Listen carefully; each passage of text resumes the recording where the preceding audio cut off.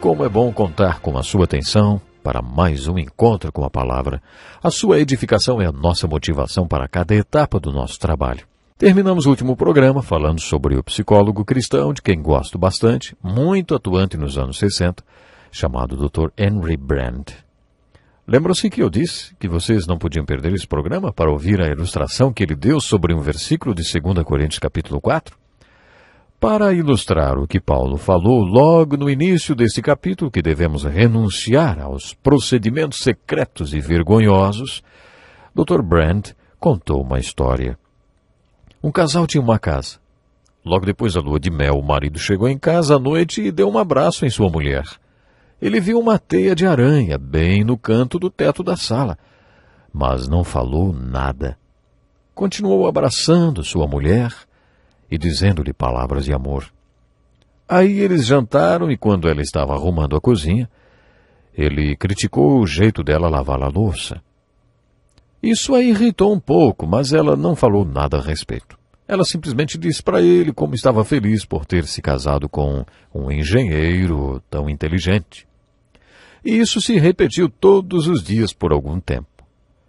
Só que foi aumentando e em uma noite os dois explodiram, brigaram, jogaram coisas um no outro e tal. Dr. Brand disse que tudo isso começou quando eles começaram a esconder os procedimentos secretos e vergonhosos. Eles não estavam sendo honestos um com o outro. Eles não acenderam a luz, não clarearam, não esclareceram. E a coisa começou a se multiplicar como bactérias que se multiplicam no escuro. Por isso, a falta de comunhão ou a má comunicação é um obstáculo para a unidade. O mesmo pode ser dito a respeito da compatibilidade. Como já dissemos antes, a compatibilidade é mais do que a simples química no relacionamento físico. Existem coisas que os dois gostam de fazer juntos, mas quando o casal começa a vida a dois, compatibilidade passa a ser uma questão de valores. Um exemplo bem prático disso é a área financeira do casal. Enquanto eu preparava este estudo, li alguns dados muito interessantes sobre o divórcio. Eles devem ser verdadeiros porque mais de uma fonte forneceu isso. Cerca de 50% dos divórcios nos Estados Unidos acontecem por causa de dinheiro. Isso é impressionante. Um dos especialistas afirmou: os americanos são o povo que tem mais dinheiro no mundo e, ao mesmo tempo, são os que mais brigam por causa dele. Não é incrível? Ainda segundo essas pesquisas, uma boa terapia para o casal é fazer coisas juntos.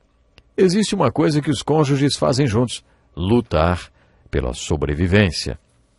Enquanto eles trabalham para sobreviver, não brigam por causa de dinheiro. O que vamos fazer com todo o nosso dinheiro? O que vamos fazer nas nossas horas de folga? Eles não têm tempo livre e também não têm dinheiro extra, por isso não brigam por causa disso. Mas os americanos brigam por causa de dinheiro. E o que isso significa? Significa que existe uma incompatibilidade na questão de valores. Digo por experiência própria que o dinheiro pode vir a ser um dos maiores problemas no casamento. Acho que posso até escrever um livro sobre os perigos de ser um pastor e ter que lidar com dinheiro. Já participei de projetos de construção de 2 igrejas e quantos problemas financeiros sérios enfrentamos, hein? Aprendemos o jeito mais difícil que pessoas que não têm dinheiro não podem contrair dívidas. O pior é que são estas pessoas que geralmente mais contraem dívidas. Aprendi isso às duras penas. Acho que poderia até escrever um livro sobre a psicologia da dívida, sobre como enfrentar a montanha de dívidas e ver 80% do seu pagamento ir para essa montanha e sobrar apenas 20% para você passar o mês. Se essa montanha começou a crescer logo que você se casou, quando você ganhava pouco, ela só aumenta e o seu dinheiro disponível diminui cada vez mais. É muito simples. Se você gasta mais do que ganha, vive na corda bamba o tempo todo. No geral, as pessoas têm uma renda X e um padrão de vida que é um pouco acima disso. Se você e sua esposa se encontram nessa situação, enfrentando problemas financeiros, comece reconhecendo que existe um sintoma de incompatibilidade de valores. Depois, procure aconselhamento sobre como gerenciar as suas finanças. Minha esposa e eu já estamos sem dívidas há muito tempo. E digo que é muito diferente quando você decide viver só com o que tem, sem gastar o que não tem. Esse é um dos conselhos básicos que você ouvirá de qualquer consultor financeiro. O próximo elo da unidade é o amor. Podemos dizer com toda certeza que esse elo é um fator positivo, mas a ausência do amor é um fator negativo de sérias consequências. Se não houver compatibilidade, a incompatibilidade será um obstáculo. Mas se você não tem amor, o obstáculo à unidade ainda é maior. O efeito pode ser devastador. Foi por isso que no primeiro estudo da primeira série mencionamos uma ajuda especial constituída de 4 segredos espirituais. Vou citá-los novamente. Os 4 segredos espirituais são: eu não sou, mas Ele é. E eu estou nele e Ele está em mim. Você pode aplicar isso ao amor. Eu não sou esse amor, eu mencionei, lembram? Descrito em 1 Coríntios 13, mas Ele é, Deus é, Cristo é, o Espírito Santo é. E se eu tiver nele e Ele em mim, poderei amar com esse tipo de amor. É isso que você tem que fazer se descobrir que não tem esse amor, que é a dinâmica da unidade. A falta de amor ou o egoísmo pode acabar com o casamento. Continuando com a segunda lei espiritual, podemos dizer: eu não posso amar desse jeito, mas ele pode. Eu nem quero esse amor desse jeito. Eu não quero amar desse jeito. Você terá que ser honesto e admitir isso, então. Quando você descobre o que é o amor, pode acabar não querendo amar, porque ele é contrário à natureza humana. Mas Deus quer, e Ele pode. Então, pela graça de Deus, você ama seu cônjuge com este amor. E depois poderá olhar para trás e dizer: eu não consegui, mas Ele conseguiu por mim, porque eu estava nele e Ele estava em mim. O obstáculo da falta de amor aponta para Cristo, que faz com que esse amor seja possível para nós. O próximo elo é o da compreensão e, como já destacamos, se um não entender o outro, não tem jeito. Haverá um obstáculo e tanto para a unidade do casal. Se você não entende sua esposa, você está frito. Em aconselhamento ouvimos muito: ele não me entende, ou então, ela não me entende. E às vezes é verdade.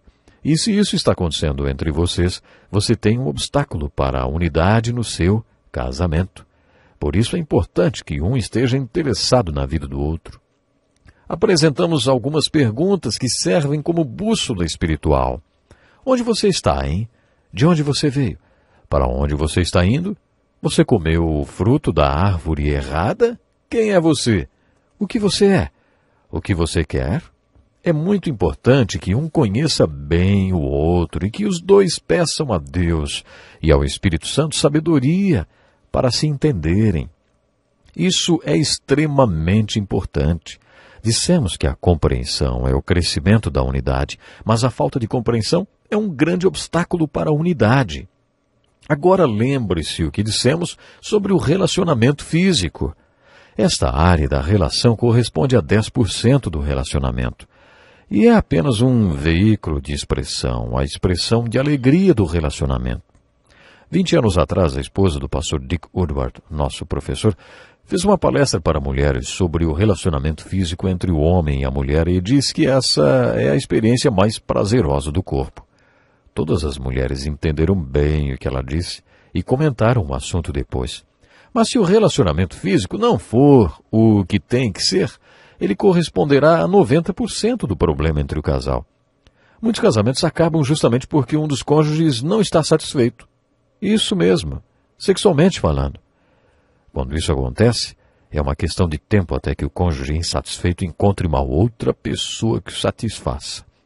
E aí está criado o triângulo, e temos a fórmula para o desastre que atinge tantos casamentos. Por isso, se o relacionamento sexual com seu cônjuge não é o que deveria ser, pode ser que o casal esteja diante de um grande obstáculo para a unidade. Quando focalizamos o elo do amor, dissemos que sem o amor de Cristo você não terá capacidade nem o potencial para amar, não poderá ter o amor sobre o qual as Escrituras falam quando descrevem a dinâmica que impulsiona o relacionamento. Isso se aplica a todos os elos. Se você não tiver Cristo, o Cristo vivo energizando você, capacitando e dando poder para que você aplique todos esses elos, não há maneira do seu casamento dar certo. É por isso que enfatizamos aqueles textos bíblicos que dizem que, a menos que seja concedido ao homem, ele jamais poderá usufruir tais coisas. Você pode vir a ter um simples contrato de vida em comum ou qualquer outro tipo de relacionamento, mas, conforme Jesus disse em Mateus 19, a menos que lhe seja concedido, o que quer dizer, a menos que você seja capacitado pelo Espírito Santo, o próprio Cristo vivo, o poder de Deus, então você jamais experimentará aquilo que Deus tinha em mente quando planejou o casamento. Isso se aplica também à criação dos filhos. Também vimos que o relacionamento conjugal está embasado em duas pessoas que formam a união. A mensagem básica do Novo Testamento é que você jamais será a pessoa adequada que deva ser sem ter uma dimensão espiritual em sua vida. E assim como esses elos podem ser destacados um dos outros, nós também precisamos ter uma dimensão espiritual individual, capaz de agrupar todos os elos do casamento. Eu gostaria de compartilhar uma abordagem diferente para esse assunto que foi elaborada pelo Dr. Bill Bright, fundador da Cruzada Juvenil. Ele é um homem temente a Deus, com uma visão de alcançar o mundo para Cristo. Atualmente sua visão é para que a igreja tenha um reavivamento. Essa é a sua nova visão. Ele tem atingido literalmente milhões de pessoas através de um folheto intitulado As 4 Leis Espirituais. Eu precisei de 7 leis e ele usou apenas 4. Agora eu gostaria de expressar o ponto de vista dele sobre o que o ser humano precisa saber e fazer para ter uma dimensão espiritual em sua vida, para nascer de novo, para ser seguidor de Cristo. Mas, infelizmente, o tempo do programa de hoje acabou. No próximo programa veremos quais são essas 4 leis espirituais. Meu desejo e minha oração é que Deus lhe abençoe, que você possa estar de bem com Deus e assim a sua vida em família, a sua vida com seu cônjuge vai estar bem, com certeza. Pense nisso e até o nosso próximo programa. Deus lhe abençoe. Este é um estudo escrito pelo Dr. Dick Woodward, na voz do pastor Edson Bruno.